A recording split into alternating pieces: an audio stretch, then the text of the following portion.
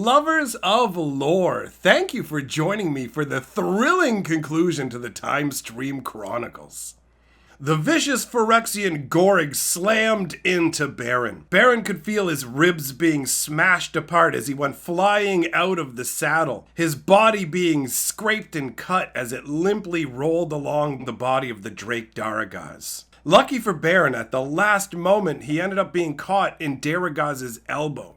Daragaz's wings beat furiously and wind screamed in Baron's ears as he dealt with his pain-muddled mind.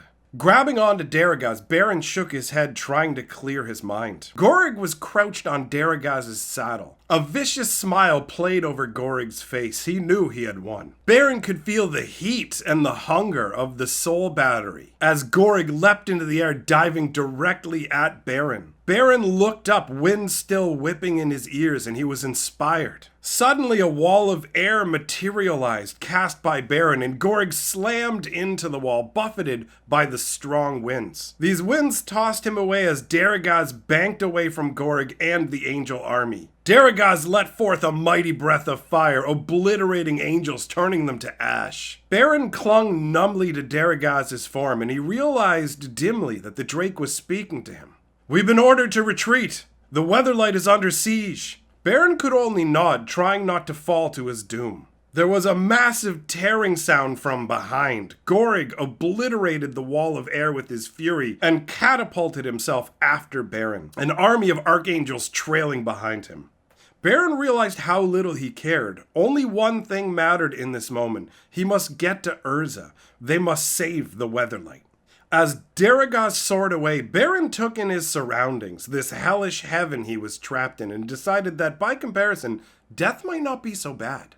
On the Weatherlight, Joyra, Diago, and Turd forced their way through the angels and scorpions that were on deck. Joyra grabbed onto the stinger of one of the mechanical scorpions and used it to haul herself up onto its back. Kicking away an angel's quick dagger, she stabbed her sword directly into it. The angel wasn't expecting this, and in its surprise, it swung its soul lantern into Joyra. Time slowed, and Joyra saw her doom. "There's no way I can block this in time. My life is over." She closed her eyes and prayed for a quick death. There was a resounding clang and the sizzle of the torch as it careened off of the scorpion's stinger, a fortuitous and unexpected block. As a result of the torch slamming so hard into the scorpion's stinger, the torch was reverberated back into the angel. To the angel's dismay, the soul torch made contact with the sword wound that Joyra had given the angel, and immediately upon contact, the angel's soul was pulled out. The torch flared, and the angel fell. Joyra reached out and caught the lantern as it was falling, just in time to block an Archangel's Magna Sword. The sword bounced off of the torch and ended up slamming into the back of the scorpion where it stuck fast. Thinking quickly, Joyra grabbed her soul torch and jammed it up under the angel's mask. The angel was racked by massive spasms, and Joyra could feel the power of this incredible being as it was drawn into the soul torch. The lantern burned red hot. Joyra could feel her flesh being cooked, but yet she refused to release it. As the Archangel toppled backwards, Joyra dropped the dagger in her other hand to catch the second lantern. At that moment, Turd ran across the body of the angel and grabbed up a trio of frenetic torches that were bouncing about on the deck of the Weatherlight. Each of these torches had captured hundreds upon hundreds of souls. And Turd was playing hot potato using his dirty rag clothing to bounce the torches back and blow on his fingers. Joyra reached out and grabbed him by the back of the shirt, hauling him up onto the back of the scorpion, and at the same time pulling him out of the way of an oncoming angel. Abruptly, Joyra herself was moving backwards as Diago had grabbed her by her collar and yanked her out of the way of a fireball that obliterated the scorpion that she and Turd had just been standing on. Between the three of them, they had 7 red-hot torches brimming with soul energy. At this point, it was enough to retreat. This should be enough power to fly the Weatherlight and power its weapons. But would it be enough to plane shift? Urza faced down the angelic army, bellowing with power above the din of battle. "Hold your blades! Stop or be obliterated! I am Urza Planeswalker." From the Wall of Angels, a sarcastic response was heard. Turn and run from this infantile god. Death follows in his wake. Radiant emerged from the horde, a divine being that stilled blades and voices. Regal and wild, she was incredibly imposing in that moment. Urza said, I have come to save you. I have come for the refugees you abandoned. Depart in peace, and so shall we. Radiant chuckled. It's too late. Your ruinous touch has doomed our plane. You brought Phyrexia, and now you bring our end. Urza tried a different tact.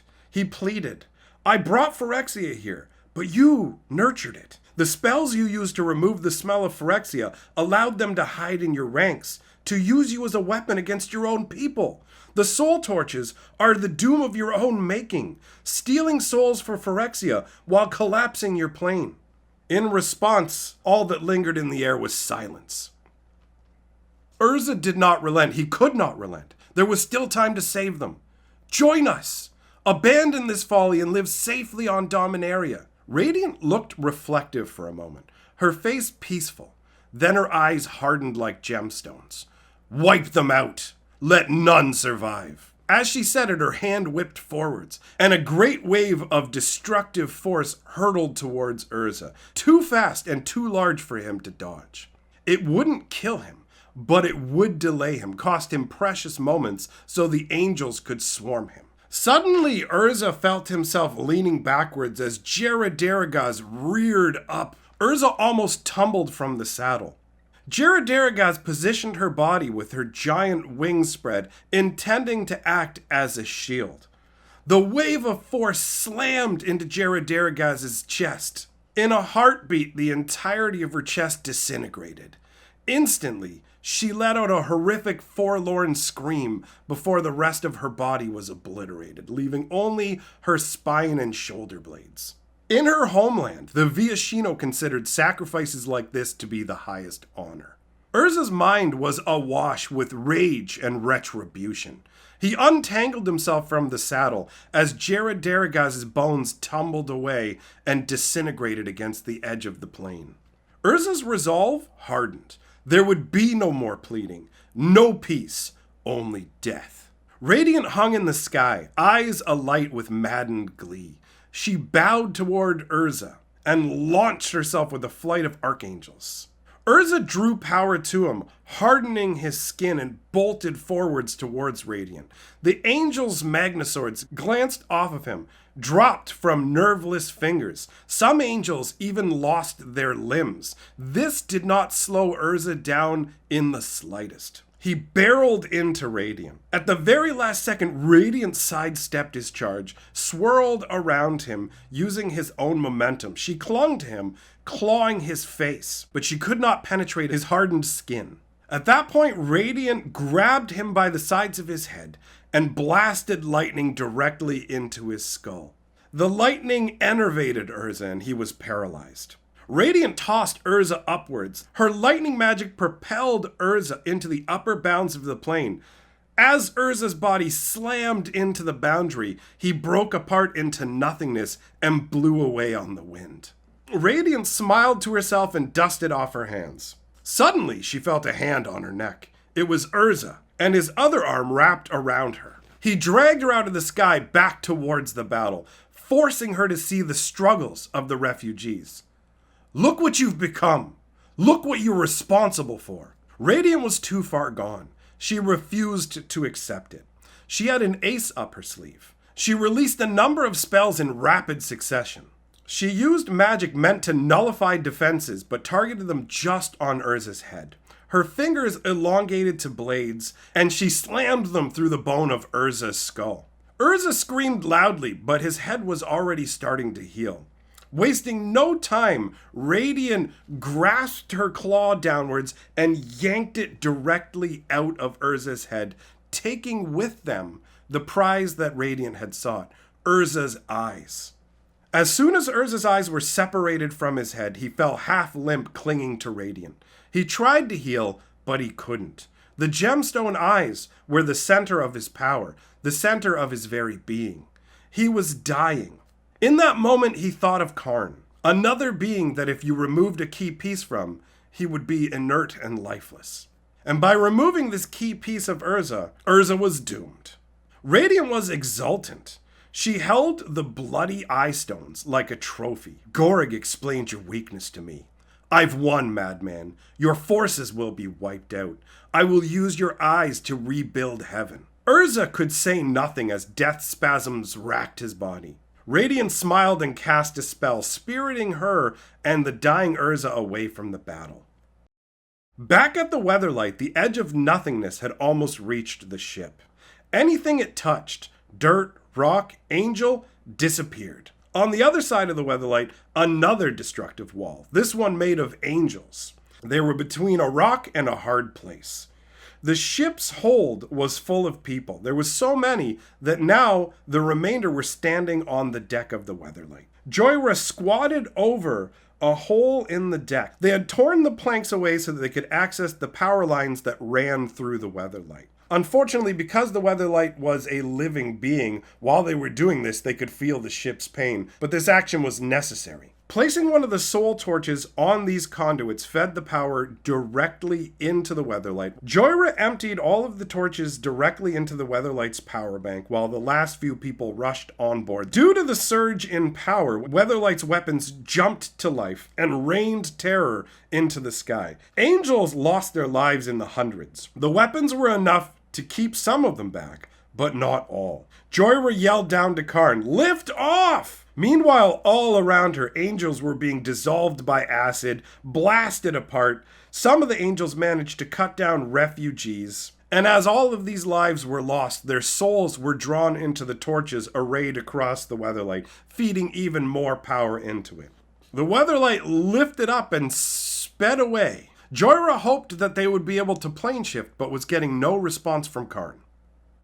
Back at Sarah's palace, Radiant arrived in the throne room and tossed Urza's body to the side as if it was nothing more than refuse. His eyes were the real prize. Her hand was still bloody, covered in the planeswalker's life essence. She stared proudly at her many reflections. All of the lenses that were set up across the inside of Sarah's palace reflected her own triumph back at her. She enjoyed the feel of rolling Urza's eyes in the palm of her hand. She looked down at them, noticing for the first time that they were imperfect.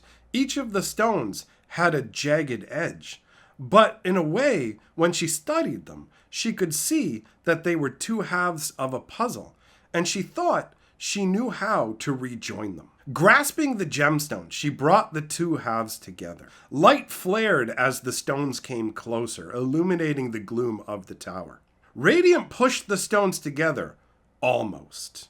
In the last moment before the stones touched, lightning erupted between the two halves, accompanied by incredible heat.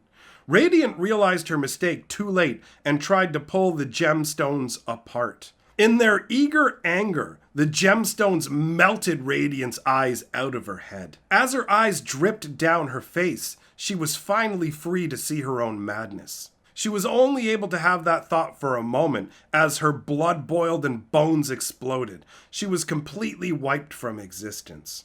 Where she had hung in the air, now there was only one, Urza, reborn. His gemstone eyes glowed with glory.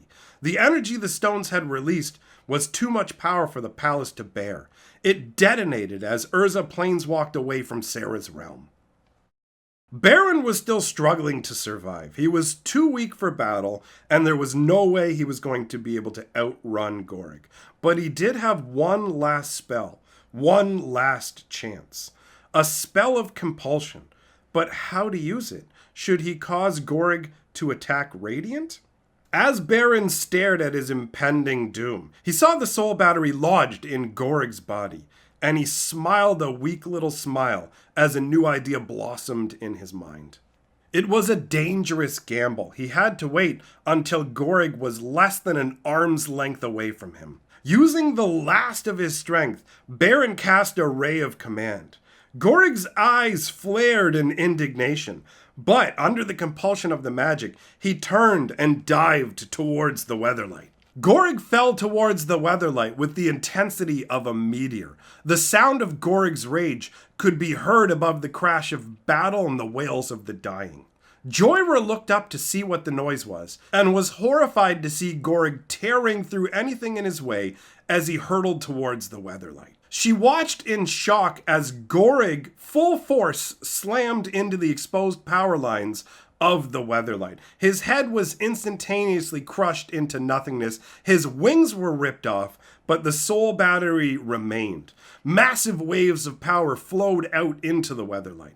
The Weatherlight surged forward, weaponry re-energized, obliterating endless waves of angels. There was now nowhere for the angels to escape.